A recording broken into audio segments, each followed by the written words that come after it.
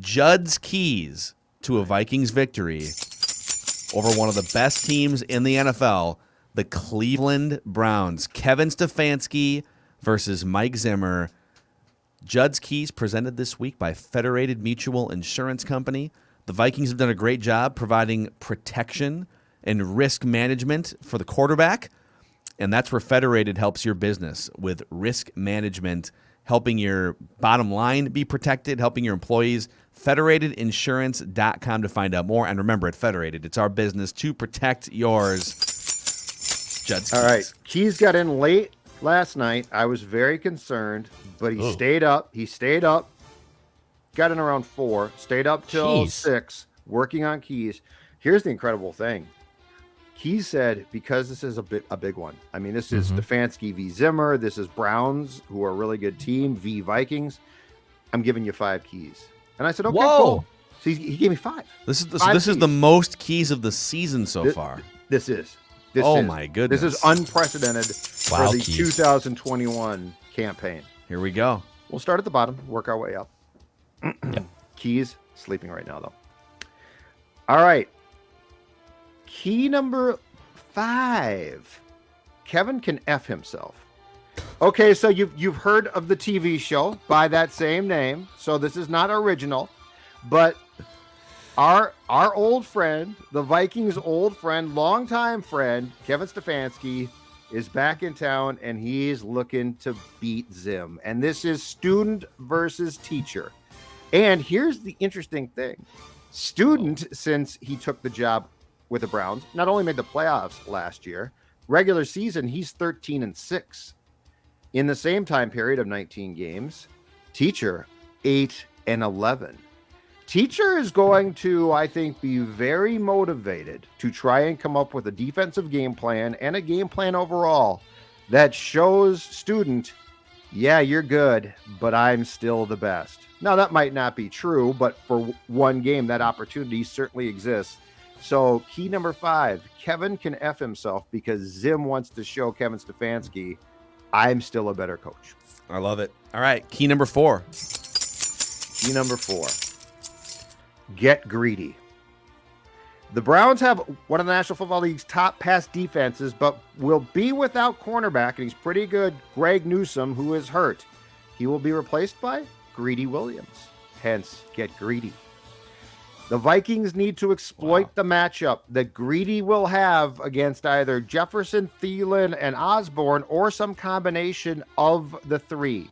But that's going to present a passing opportunity because I think it's very fair to say that there is a step down from what Greg Newsome can bring and what Greedy Williams will now bring in this game. So as far as the Vikings passing game, which is going pretty damn well right now, but as far as it's concerned, it will be interesting to see how much they try and attack the backup who's replacing a good starter. Yeah, and I think for me, the Vikings passing game success is much less about an opposing team's secondary and more about the trenches. You know, like Myles Garrett is going to be, and I'm sure we'll maybe Keys addresses this at some point too. I want to get ahead. If I'm confident that if Kirk has a clean pocket often enough, I don't think it really matters who's in the secondary as much. Justin Jefferson, Adam Thielen, even KJ Osborne, these guys can get open. They can find space. Gotta get that ball out. Bang! Deliver that football. Bang! Key number 3. It's very simple. Do your job. All right. So the Vikings are paying Michael Pierce and Dalvin Tomlinson, their 2 inside defensive tackles, a lot of money. And right now, the Vikings are, in my opinion, not acceptable 21st against the run in the league. Cleveland, on the other hand, rushing the ball is second, averaging 174 yards per game. And Nick Chubb is 3rd in the league in rushing. And Nick Chubb and Kareem Hunt have combined for 5 of Cleveland's 8 rushing touchdowns. It is time for the Vikings run defense, which I really do believe has another gear, if not 2 more. I think it's going to improve. It should improve. The Vikings run defense needs to have, not in 2 weeks, not in another week. The Vikings run defense needs to get its act together and needs to do a great job on Sunday. And I don't think there's a good excuse why they can't do your job. So if you go off of yards per attempt allowed, the Vikings run defense has been 4th worst in the NFL. The only teams worse at preventing the run on a yards per attempt basis are the Chargers. They've allowed 5.8 yards per carry. The Cardinals have allowed 5.4 yards per carry, and so have the Chiefs. The Vikings are sitting at 4.8 yards per carry allowed. And most of their resources defensively Dalvin Tomlinson was the biggest acquisition. And Michael Pierce was the big acquisition 2 years ago. Like, two of their big acquisitions are literally there to help stop the run. And I think you're finding that it's that those guys have played pretty well according to PFF grades. And it's other things that are maybe letting down. And Anthony Barr being out probably plays a role here too. The Vikings also have missed the second most tackles in the NFL. They're averaging like 10 missed tackles per game so far. Not acceptable. Through 3 games. So that's it right there. I mean, stop missing tackles, and you probably won't allow as many rushing yards. Football's an easy game. Yeah, it's very, very simple. All right, key number 2. This is the first time that we are going to have our final 2 keys be movie sequels. Wow. So key number 2 is Rush Hour 1. That's right, the original Rush Hour. The Vikings absolutely, positively need to get a rush and pressure on Baker Mayfield, who I contend is going to be impacted. I'm not saying he's going to fall apart completely, okay? But the crowd noise in that building is going to impact what Cleveland can do offensively, especially in the pass game. The Vikings' pass defense has basically shown it's not so great. Right now, it is ranked 27th in the league. Jarvis Landry is out. OBJ is in. And I found this very interesting statistic, and I'll tie it back to why I said Rush Hour 1. No team has given up more yards and touchdowns to wide receivers lined out wide after the first 3 weeks than the Vikings. No team has given up more yards and touchdowns to a wide receiver or wide receivers lined out wide after the first 3 weeks than the Vikings. I think the left cornerback position, Breeland, Dantzler, I don't know whom, probably Breeland again, is what it is. I don't know if you're going to see it improve a ton. I think Pat P is good, but the thing is, teams aren't throwing at Pat P as much because that left cornerback position is potentially so weak. Danielle Hunter and the front line have to have a big game, and that's a little bit dicey because Phil, as you've talked about all week long, Cleveland's offensive line is outstanding.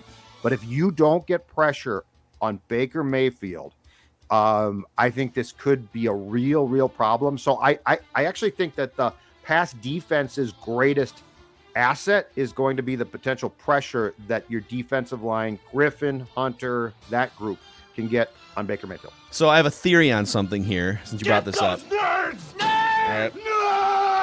So, Pro Football Reference here, all right? Last year, the Vikings only had 23 sacks on the entire season, which was among the lowest totals in the NFL. Yes. They already have 10 sacks through 3 games, so they're kind of back to at least sack totals. Right. Also worth noting, the Vikings only got pressure 19% of the time last year. They're sitting around almost 30% this year. So they're, according to Pro Football Reference, their sack rate is up, their pressure rate is up compared to last year. But then if you go to ESPN.com's pass rush win rate, they're 30th in the NFL, only pressuring 34% of snaps, meaning they're getting pressure within 2.5 seconds is how. So it's a different metric. They're getting pressure within 2.5 seconds, only 34% of the time. So I think what you're seeing is, I think they got pressure on Kyler Murray and Russell Wilson sometimes after the 2.5 second mark. And so their defensive line isn't getting credit on ESPN.com for that because it's more like, well, Russell Wilson kept the play alive or Kyler Murray did, and then you got pressure. Sure. This metric only tracks, did you do your job within 2.5 seconds? And then if you did, you're probably going to get a favorable result. So they seem to be better getting pressure this year than last year, which is expected. Danielle Hunter's back. Right. But they still have a lot of work to do getting pressure within 2.5 seconds. And Baker Mayfield's sort of mobile, but not as mobile as Kyler Murray or Russell Wilson. So you should, if you can get home within 2.5 seconds, I think he's less likely to be able to escape and keep a play alive with Danielle Hunter chasing him than like Kyler Murray was. So at what point does that ESPN statistic become a concern? Halfway through, if you're still like, because I think you're right. I think it's very hard to judge the line when you played two QBs, especially Kyler. Yeah, you're also move so well. I think I'm just speculating here, but I think your strategy against those two guys too is going to be less about like just immediate pressure. Like that those guys can elude pressure. So I think this game against Baker Mayfield is going to be a lot more telling of what you can do to get pressure against more of a normal quarterback. Right. Not a guy that's a freaking remote control on a video game. Right. And he can move a little, but like not like those guys. Not like those guys. Nope. All right. Whoops. Sorry. You like that? Wrong button. You like that? That's okay. That one fits too. Well, both of them fit perfectly back to back. I love that because we're now to key number 1, the key atop the marquee, the key that is the sequel to key 2 because, well, Rush Hour 1 was so successful. We need to go with Rush Hour 2. That's right. Key number 1 is Rush Hour 2. Chandler Jones, okay, taking the Wayback Machine to week 1 of the 2021 regular season against the Titans, had 5 sacks in one game. And then in week 2 against the Vikings, subsequently, he had none. And I believe he's asleep right now because he's drunk. But when Keys was awake, I believe Keys had told us in going into the week 2 Cardinals game, the Vikings are in big trouble here. I mean, Rashad Hill against Chandler Jones, just, give up right now. Myles Garrett now had 4.5 sacks last week of the 9 incredible sacks that the Browns had against the feeble Bears. And now the Vikings are going to have to wait a scheme to stop Garrett. All right, I'm going to present the good and the bad. The good here is that Chandler Jones provides an example of a guy who I think, in fairness, we all thought, oh my God, this is going to be a long day. And the Vikings schemed it up really well. And Chandler Jones, no sacks. And he had a couple of pressures, but it was nothing like what we had expected. And after a really bad week 1, the offensive line played pretty well. Well, Myles Garrett against Rashad Hill also would be a mismatch. But if you can get Rashad Hill some help, it's going to be huge. Now here's the curveball though that Myles Garrett that the Cleveland defense with Garrett is going to throw at the Vikings. Myles Garrett is lining up at right end. Myles Garrett is lining up at left end. And according to my spies, Myles Garrett is also occasionally lining up inside on passing downs at a tackle position and rushing. Interesting. So I think the scope of how you're going to have to stop him and recognize what he's doing and where he is a pretty broad one. But I'm not going to fall into the same trap that we all did after the Chandler Jones or going into the Chandler Jones game, which was to say the Vikings are dead. I'm more curious to see now what the game plan is. Yeah, I like it. Yeah, this is going to be an interesting chess match here against Myles Garrett.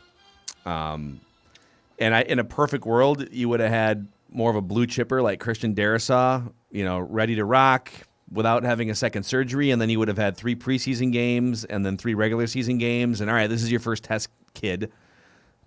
And this is the first time he's been a full participant in practice this week, but you can't just run him out there as his first test against Myles Garrett. Maybe Declan's right in his write that down prediction that it gets so bad with Rashad Hill that he has to play. But Rashad's our guy, according to Clint. Rashad's our guy. That's what Clint said yesterday, and Clint ordinarily won't tell you that it's Wednesday. Yeah. He was flat out asked about that, and he said what Dex just said. Rashad's our guy, and I don't think he's lying. Yeah. So, I think if Darrisaw, I can't see the head coach putting a rookie in for his first career start because, I mean, it's not like the coach of this team loves rookies. So, I think if Darrisaw plays, it's probably against Detroit. And, the more I think about it, I'm not going to be completely surprised if the line continues to play pretty well. if Darisaw has no chance of playing until after the bye. Mm-hmm. I just think that's how they work. I'm trying to find how many times Myles Garrett has lined up. Okay, here it is. How many times has he lined up on the interior, basically? And Pro Football Focus has number of players snaps lined up over and off, lined up on defensive line over an offensive tackle, over a nose tackle. I guess I can't find it. Never mind. But that's interesting if they're going to move him around. If they put him over at some point, if they put him over like Garrett Bradbury or something too. Well, that's what I was thinking too. You know, target the weak. Those are Judd's keys to a Vikings victory over the Cleveland Browns. This is going to be a blast.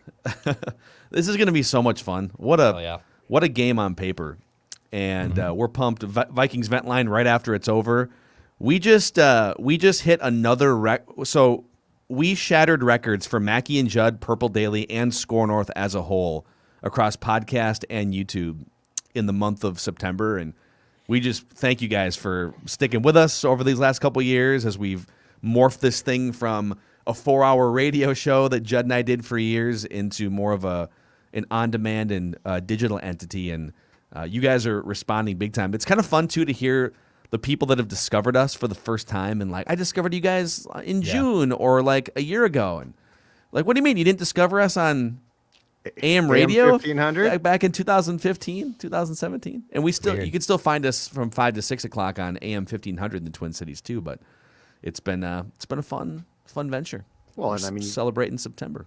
There's the potential to see us now on a daily basis, which I've heard people are excited about. Could have been career suicide. I've heard people are very excited when they see Dex's hair. My stubble fills full beard. Dex's pomp. My pomp with no beard because I can't grow a beard because Dex's art. You know 16. What? You know what? Every show needs the teenage heartthrob. Dex's art. Teenage heartthrob. Thank you. I am the game, JR. Yeah. So Vikings Vent Line, check us out on the Purple Daily YouTube channel live right after the game is over, and we'll either be your therapists or we'll be your party organizers, depending on what happens in that game. See you guys later. Mackey and Judd.